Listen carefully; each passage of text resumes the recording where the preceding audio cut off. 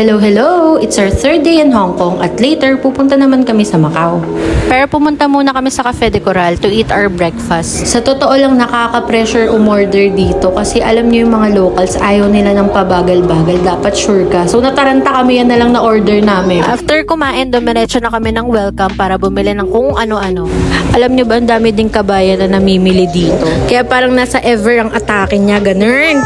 At syempre, hindi mawawala sa listahan ni Summer ang prutas. At dahil nga nabitin pa kami sa kinain namin, bumili pa kami dito sa Hingwong Kitchen. In fairness, masarap dyan. At eto, bumalik na kami sa hotel kasi tanghali na. Anong oras na kami makakarating sa Macau? Eto na nga, nandito na kami sa Shungwan Station. Alam nyo ba, libre lang namin nakuha yung turbojet papunta sa Macau. Kasi naabutan namin yung promo nila. Mabilis lang yung biyahe from Hong Kong to Macau kapag via turbojet. Alam nyo yung unang aberya namin, hindi gumana yung eSIM namin kasi pang Hong Kong lang pala yun.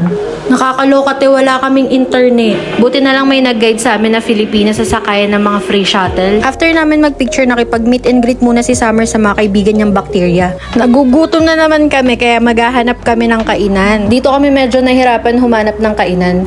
Tumawid na kami niyan from the Londoner to Studio City. At ito, nag-ready na kami sa pag-aalay lakad. Medyo gutom na kami neto pero ang dami pa ding energy ni Winter at ni Summer. Nakuha pa nilang sumayaw sa Parisian.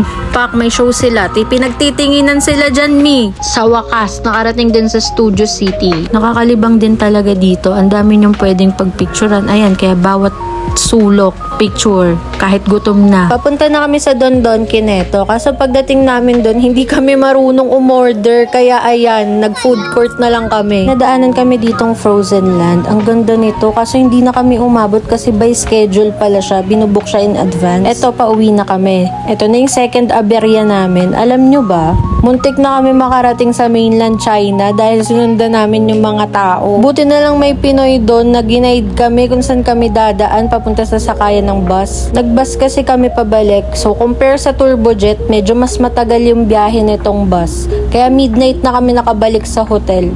Kaya if you want na mag-side trip sa Macau, dapat agahan nyo talaga pumunta. So, after dumaan sa immigration, ito na, kasakay na kami ng bus pabalik sa hotel. Parang di naman napagod tong mga anak ko. Ang dami pa ring energy, oh. Finally, ito malapit na kami sa hotel. Magpapahinga na kami para may energy kami sa lakaran ulit bukas.